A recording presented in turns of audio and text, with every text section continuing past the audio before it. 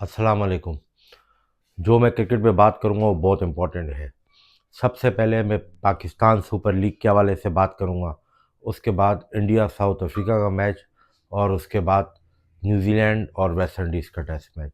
सबसे most important बात है कि रोड शो हुआ जिसको कहा गया लॉर्ड्स के ग्राउंड में पाकिस्तान सुपर लीग का, जिसमें चेयरमैन पीसीबी मोहसिन नकवी थे उसमें, और पाकिस्तान के फास्ट बॉलर वसीम अकरम थे और रमीज़ राजा थे, बाबर आजम था, हारिस रऊफ़ वगैरह थे। उसमें मोहसिन नकवी ने बोली बात कि मैं पाकिस्तान की सुपर लीग को नंबर वन सुपर लीग बनाऊंगा। दुनिया में जब आप किसी भी किस्म का दावा करते हो तो उसके पीछे आप उसका प्रोसेस बताते हो कि वो किस तरीके से आप करोगे। पाकिस्तान का एक स्पोर्ट जर्नलिस्ट बोले, उसको खुद को जर्नलिस्ट बोलता है, या उसको आप यूट्यूबर बोले, उसका नाम है सनौल्ला खान। उसने इस पे वीलॉग किया और उस पर काफ़ी उसने उसका मजाक उड़ाया। उसने ये कहा कि उसने कुछ सियासतदानों के भी नाम लिए, जो कि मैं बहुत आसानी से नाम ले सकता हूँ, लेकिन मुझे नाम लेने की ज़रूरत नहीं है। उसकी वजह यह है कि मैं स्पोर्ट का कंटेंट करता हूँ, मैं पॉलिटिक्स का कंटेंट नहीं करता, और मैं पॉलिटिकल लोगों की एग्जाम्पल नहीं देना चाह रहा। जिस अगर ये मेरा जो वीलॉग है ये पॉलिटिक्स पे होता तो मैं मुझे अपनी लाख लाख शुक्र है, इतना ज़्यादा अपनी एबिलिटी पे यकीन है कि शायद मैं पाकिस्तान के जो पॉलिटिकल वीलॉगर वीलॉग करते हैं दुनिया भर में, ठीक है, उनमें वो एहतशाम हो गया जो पाकिस्तान से भागा हुआ है, या उसमें मोहित पीरज़ादा हो गया, या इमरान रियाज हो गया, उनसे बेहतर कर सकता हूँ बगैर किसी कि उनके पास भी कोई ज़राए नहीं है। ठीक है ना। तो मैं वो करना नहीं चाहता, क्योंकि मुझे इस पाकिस्तान की पॉलिटिक्स में इंटरेस्ट नहीं है, मुझे पाकिस्तान में जो सिस्टम है उसमें इंटरेस्ट नहीं है, ना पाकिस्तान की जुडिशरी में इंटरेस्ट है, ना पाकिस्तान की लॉ एनफोर्सेस एजेंसीज में इंटरेस्ट है। ठीक है। तो लिहाजा मैं सिर्फ क्रिकेट के हवाले से बात करता हूँ कि क्रिकेट मेरा लव है, तो मैंने क्रिकेट के हवाले से बात करनी। मैं मोहसिन नकवी को इंटीरियर मिनिस्टर के तौर पर डिस्क्राइब नहीं करूँगा, और ना ये मेरा डोमेन है। मेरा काम क्या है कि as a PCB chairman Mohsin Naqvi हो, नजम सेठी हो, जका अशरफ हो, रमीज़ हो, कोई भी हो, एक्स वाई जेड, मैं उस पर बात करूँ। तो नंबर वन का उसने जो प्रोसीजर बताया, तो उसने नंबर वन का प्रोसीजर ये बताया कि पहले सनौल्ला ने खैर बहुत लंबी मिक्स एंड मैच किस्म का वीलॉग किया। उसकी समझ नहीं आ रही थी कि वो वीलॉग क्या कर रहा है, और वो यूँ नहीं हुआ और ऐसे नहीं हुआ, और पीएसएल में अभी तक जो है प्रीवियस पीएसएल से हमें प्लेयर मिलते थे, पिछले 2-3 साल के टेनोर से हमें प्लेयर नहीं मिले। यानी उससे टोटली ये बात कहना चाहिए कि जो नजम सेठी के दौर में पीएसएल हुआ है, या उसके बाद जिस जिसके दौर में हुआ है, वो एहसान मानी हो गया, रमीज़ हो गया, या कोई भी हो गया, उनके दौर में पीएसएल अच्छा हुआ है, और उसके अलावा जो पीएसएल मोहसिन नकवी के दौर में हुआ है वो पीएसएल अच्छा नहीं हुआ। और ना मैं एजाज वसीम बाकरी की तरह काम करूँगा कि पीसीबी का जो है ना स्पोक पर्सन बन जाऊँगा, या जो प्रेस रिलीज वो लोग देते हैं उस पर कुछ जर्नलिस्ट कमेंट्स करते हैं, वीलॉगर करते हैं। मैं जो रियलिटी होगी उस पर बात करूँगा। जहाँ तक बात है पीएसएल की, तो पीएसएल 2016 में नजम सेठी के दौर में स्टार्ट हुई। उससे पहले जावेद मियाँदाद, आमिर सुहेल, पहले कोशिश जारी रही है जो भी चेयरमैन थे, लेकिन नहीं हुई। लेकिन 2010 पीएसएल में आपको कोई प्लेयर नहीं मिला। सनौला, ये आप गलत फहमी है। और अगर आप इस ये कहना चाह रहे हो कि शादाब, या लेट सपोज कोई बॉलर पाकिस्तान का शाहीन हो गया, या लेट सपोज उसमें नसीम हो गया, और अपना ये हो गया हसन अली हो गया, तो ये आपके डोमेस्टिक में भी ऑलरेडी ये प्लेयर, इतना बॉलिंग टैलेंट आपके मुल्क में है कि प्रोड्यूस हो रहा है। फ़र्क ये कि पाकिस्तान सुपर लीग ब्रॉडकास्ट की जाती है, दुनिया भर में लोग देखते हैं। आपकी डोमेस्टिक में जो है ना लोग क्रिकेट देखते नहीं है, तो आप लोग, बस ये फ़र्क है। 10 साल में कोई एक्स्ट्रा ऑर्डनरी किस्म का मुझे आप बैट्समैन बताएं, आपने T20 का प्रोड्यूस किया, result which is huge, zero. ठीक है ना। दूसरा, आप बोलते हैं कि ये रिटायरमेंट लीग है और आप जो है ना इसको कंट्रोवर्शियल करते हैं, मैं आपको हर बात का जवाब दूंगा। तो मोहसिन नकवी ने बताऊं अजीब सी मंतक पेश की कि हर शहर में म्यूजिकल प्रोग्राम होगा। मोहसिन नकवी, अगर म्यूजिकल प्रोग्राम डांस गाने पे तो तुम्हारी पीएसएल स्टार्ट हुई है और उसी पे आगे चलेगी। पीएसएल में कोई प्लेयर नहीं प्रोड्यूस हुआ, लेकिन अली ज़फ़र के गाने ज़रूर मशहूर हुए। उसके बाद आरिफ लोहार हो गया और आयमा बेग हुए, उनके गाने मशहूर हुए। जनून ग्रुप का अली अज़मत के गाना आया था, वो हुआ। फिर ये डिबेट चलती रही पीएसएल से पहले कि पीएसएल का जो एंथम है उस पे सिंगर कौन होना चाहिए। ये डिबेट नहीं हुई कि उनके प्लेयर कौन होने चाहिए। इंडियन प्रीमियर लीग होनी है अप्रैल मई में। गूगल ओपन करो तो वहाँ इंडिया की आईपीएल के ऑक्शन की डिटेल, ये प्लेयर वो आ रहा है, ठीक है। हत्ता कि बीबीएल की भी आ रही है, उसके टीजर चल रहे हैं। तुमने तो अपने मुल्क में अपने प्लेयर्स को ब्रांड ही नहीं बनाया। बाबर आजम के टीजर चल रहे हैं ऑस्ट्रेलिया में, उसका स्टैंड, उसके नाम का स्टैंड वहाँ पे जो है ना ऑर्गेनाइज किया जा रहा है। रिजवान के टीजर चल रहे हैं। बाकी ये दूसरे आरिस वगैरह तो पहले भी खेले, लेकिन तुम लोग ने अपने मुल्क में जब तुम्हारी पीएसएल शुरू होती है, तुम ये बताओ कि तुम क्या पब्लिसिटी करते हो उस पीएसएल की। फर्स्ट एंड ऑल, क्या तुम अपने प्लेयर को ऐसा हाई लेवल का तुम पेश करते हो? बात सिंपल सी ये है कि तीन बंदे हैं मेरे साथ, एक मैं हूँ, एक मेरे राइट पे, एक लेफ्ट पे। मैं कहता हूँ कि मैं 7 लाख या 11 लाख डॉलर दूंगा, लेकिन नूरा फतेह मेरे सामने डैश करे, साथ में मेरे साथ वाइन भी शेयर करे और कुछ और भी करे। दूसरा वाला बंदा बोलता है नहीं, मैं तो सिर्फ दूंगा भाई इसके 6 लाख डॉलर, और नूरा फतेह जो है ना सिर्फ डांस करे, मैं उसका डांस देखूंगा। तीसरा वाला बोले यार मेरे लिए तो डांस भी ना करे, सिर्फ स्टेज पे कैट वॉक कर ले, मैं उसको जो है ना 3 लाख डॉलर दूंगा।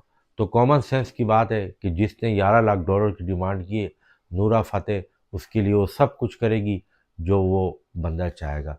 तो यही मिसाल आईपीएल पीएसएल की है। तुम क्रिटिसाइज बोर्ड को क्या करते हो? तुम्हारा जो अपने जो ये ऑनर है वो 2 करोड़ में बिका है, क्रिस ग्रीन, फर्स्ट ऑक्शन में ऑस्ट्रेलिया का। इंडिया का 2 करोड़ रुपया और पाकिस्तान के 4-5 करोड़ के बराबर होगा। इंडिया में डॉलर है 90 रुपये का, आपके मुल्क में 280 के लगभग डॉलर है, या 282 या 280 से 1-2 रुपये कम। आपके मुल्क में फी तोला सोने की कीमत 4 लाख के करीब है।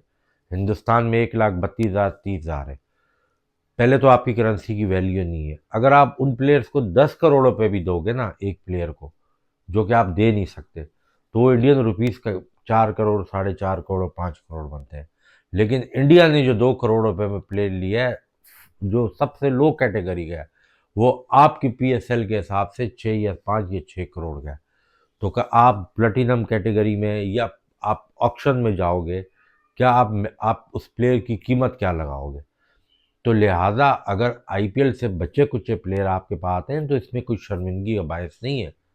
सनौला साहब, जो आप बातें करते हो, आप पीसीबी के चेयरमैन चाहे मोहसिन हो, चाहे रमीज़ हो, चाहे आप उठा के किसी को भी बैठा दो, जब तक आपके फ्रेंचाइज ओनर इन्वेस्टमेंट नहीं करेंगे और जब तक आप बैटिंग कंपनियों को अलाउ नहीं करोगे, उस वक्त तक स्पॉन्सरशिप नहीं आएगी। इंडिया में भी जो टोपी ड्रामा चल रहा है ना ब्रॉडकास्टर का, मुकेश अंबानी ने अभी आईपीएल में भी ये चीज़ एग्जिस्ट करेगी। वो मजबूर हो जाएगा आईसीसी उस बैटिंग कंपनियों को डिपेंडेंट, कि वो बैटिंग कंपनियां जो है ना इन्वेस्टमेंट करें। ये सिर्फ मुकेश अंबानी का गेम प्लान है। उसने स्टार स्पोर्ट के साथ मिलकर ये गेम प्लान किया है कि इस किस्म की थ्रेड आईसीसी को दो, ताकि आईसीसी मजबूर हो जाए। आज बैटिंग कंपनियों को अलाउ कर दे उनकी गवर्नमेंट, या जो भी है, वो इंडियन ब्रॉडकास्टर है ना, आप देखो कैसे नहीं लेता स्टार, जियो हॉट स्टार कैसे नहीं हो। तो इस तरह अब पाकिस्तान में भी जो बाकी चीज़ें कौन सी सिस्टम में चल रही हैं, अगर 3-4 बैटिंग कंपनियां आपकी पीएसएल में आती हैं तो आपकी क्रिकेट प्रमोट कर रही है। उन्होंने कौन सा बैठ के डक्स पिलानी है आपके प्लेयर को, या आपके प्लेयर को उन्होंने कोई नशावर अद्वियात खिलानी है, या आपके प्लेयर से मैच फिक्सिंग करवानी है। वो तो आपकी लीग में जितना पैसा आएगा आपकी लीग प्रमोट होगी। ये तो होगी आपकी पीएसएल की बात। अभी यार ये लोग पता चल जाएगा तो प्रोडक्ट कोई भी नहीं निकली, और ये आप जो जो ये मतलब बात को जो है ना वो एग्जीक्यूट करने की कोशिश कर रहे हो कि शायद आप नजम सेठी को, जो आपके कहने के जो मकसद है कि पहले कौन से प्लेयर आए, कौन सा प्लेयर 2021, 22, 23, 24, 25 में कौन सा बैट्समैन आपने प्रोड्यूस किया? ये नहीं होता कि पीएसएल में साहबजादा फरहान ने 300 रन कर दिए तो आपने प्रोड्यूस कर दिया। वो तो डोमेस्टिक में परफॉर्म करा है। हैदर अली ने एक पीएसएल में परफॉर्म किया था, इंटरनेशनल क्रिकेट में आके वो नहीं चला। आजम खान ने परफॉर्म किया, नहीं चला। Shadab Khan highest wicket taker, बेहतरीन ऑलराउंडर था, इंटरनेशनल में उसकी परफॉर्मेंस जीरो है। इसके बनस्बत आप इंडिया चले जाओ, उनका जो भी आईपीएल से एक प्लेयर निकलता है वो इंटरनेशनल इवेंट में कॉम्पिटेंट क्रिकेट खेल के आया होता है, वो इंटरनेशनल इवेंट में वो फेस कर लेता है। कल मैच हुआ इंडिया साउथ अफ्रीका का, बहुत शेमफुल परफॉर्मेंस है, बहुत गंदी परफॉर्मेंस है और बहुत इंतहाई निकम्मी परफॉर्मेंस है कि कंडीशन भी इंडिया के खिलाफ, टॉस भी साउथ अफ्रीका ने जीता, 8.5 की एवरेज, लेकिन जिस तरह 74 रन पे वो आउट हुए, वो किसी बॉलर को नहीं खेल सके। लेकिन जो फर्क डाला वो वरुण चक्रवर्ती और अक्षर पटेल ने डाला। अक्षर पटेल और वरुण चक्रवर्ती ने मिल मिला के दोनों ने 5 ओवर किए, 26 रन दिए, उन्होंने 4 खिलाड़ी आउट किए। दूसरी तरफ 2 ओवर महाराज ने किए और 2 ओवर उनके जो है फरेरा ने किए, उन्होंने 36 रन दिए और 1 विकेट लिए। पहला फ़र्क तो यहाँ से आ गया। जहाँ तक नोकिया का सवाल था, नोकिया ने जब तक लेंथ बॉलिंग की उसने 2 ओवर अच्छे निकाले, लेकिन इंडिया के लिए 150 पेस इसलिए मुश्किल नहीं थी, एक तो सरफेस आसान था, दूसरा वो आईपीएल इतना खेल चुका है।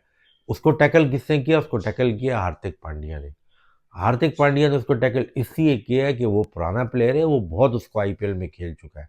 मैं यही बात पहले भी लोगों में बोल चुका हूँ कि आप बैनुल अक़वामी टॉप के बैट्समैन अपनी उसमें मत लाओ लीग में। अगर आप लोग में तप्पड़ है, आप लोग में हिम्मत है, तो आप लोग बैनुल अक़वामी टॉप के बॉलरों को डबल से ट्रिपल पैसा दे के अपनी पीएसएल में इंडक्ट करो। खैर अभी आईपीएल के टाइम पे तो मुश्किल है, लेकिन जब आगे पीछे आईपीएल हो से पीएसएल हो, ताकि आपके बैट्समैन जब उनकी बॉलिंग डोमेस्टिक में 10-10 या 12-12 या 13 मैचों में खेलेंगे, उसके बाद वो यूज टू हो जाएंगे, लेकिन वो भी 2-3 साल लगेंगे। न्यूजीलैंड और वेस्ट इंडीज़ के दरमियान टेस्ट मैच का पहला दिन न्यूजीलैंड के नाम रहा, वेस्ट इंडीज़ जल्दी आउट हो गया।